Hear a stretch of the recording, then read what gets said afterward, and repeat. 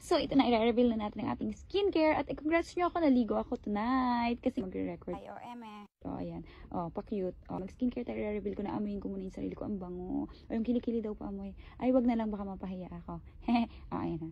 O, ito na, i-reveal ko na. Ginagamit ko po ay black set ng Beauty Derm. Kaya, napaka-fresh. Glass skin ng mukha ko. So, ayan, gagamit na tayo. Unang-una, hindi ko na patatagalin ito. Kukuha tayo ng bulak. Ayan, ibukas mo. Sa totoo lang, minsan ko lang ginagamit yung bulak na yun. Video lang kasi tayo, kaya ginamit ko. Okay. Pakita mo na ang tagal, daming ebas. Ayan ang toner.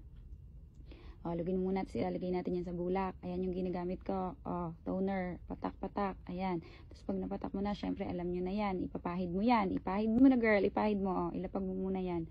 O, teka lang. May nakalimutan ako. Ito pala yung pinanghilamos ko, pa-paint. Ayan, napakaganda yan. Kasi micro-peeling yan. Tsaka itong ginagamit ko yan. Talagang after nun, ang ganda-ganda ng face ko. Kasi ang glass skin niya, tsaka micro-peeling lang, hindi siya masakit. Kaya nga pa-paint Papaya, no pain. O, ewan ko kung yun.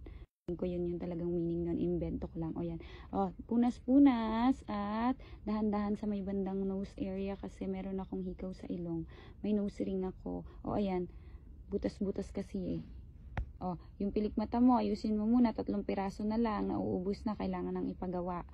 O ayan, o, punas o, tapos na, 'di ba? O, ngumiti ka muna. O, sunod ay yung unang-unang cream ay acne vanishing cream, kaya hindi na ako nagkaka-pimples. At kung nagkaka-pimples na ako, isa-isa na lang, ganyan. Tapos mabilis din siyang matuyo. Ayan, wala nang laman, kitang-kita nyo kasi lagi ko siyang ginagamit. At saka kahit pag nag-travel ako or saan ako pumunta, talagang hindi pwedeng mawala ang aking skincare na blank set. Ayan, pinupunas ko na siya. Ayan, o, kahit pag nagta-travel ako, wala akong dalat, doon ako mamimili sa ibang bansa. Ang laman ng maleta ko ay blank set. Ayan, napadami. Nagyayabang kasi ako sa inyo. Ayan, napadami, o. O, ayan, sige, punas mo. O, na yan, napantay na. Pero medyo marami na ilagay ko. Ayan. Oops, lagay, punas. Kailangan daw pataas. O, tapos na. O.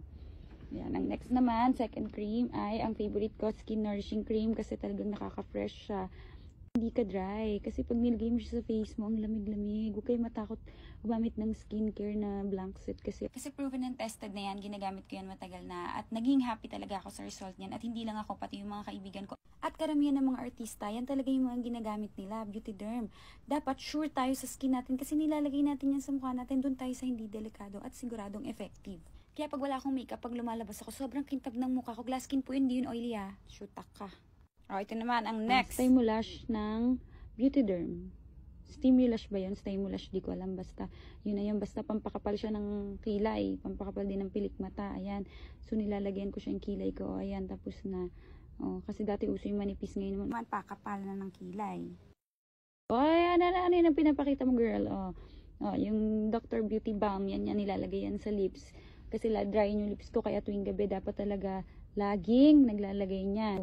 Wala namang kumikis sa akin. Kaya, andyan lang yung sa lips ko hanggang umaga. Ano yan? Ay, nagulat pa. Ano ba yan? Nagulat pa. Dryin po talaga yung lips ko. Ang dami ko na try na nilalagay. Pero ito talaga yung pinaka nung tinry ko siya. Hindi na siya nag-dry yung lips ko. So, ayan na. Nireveal ko na po sa inyo kung ano yung night routine ko na mga ginagamit ko. Lahat po yan nasa yellow basket. O, ayan na. Tapos na ang arte-arte mo. O, sige. Pianuhin mo yung mukha mo. O, sige. O, arte. O, ayan. Yellow basket. Alam nyo na yan. Huwag di kayo magsisisi. Magiging glass skin yung mukha nyo talaga. Effective talaga yan, no?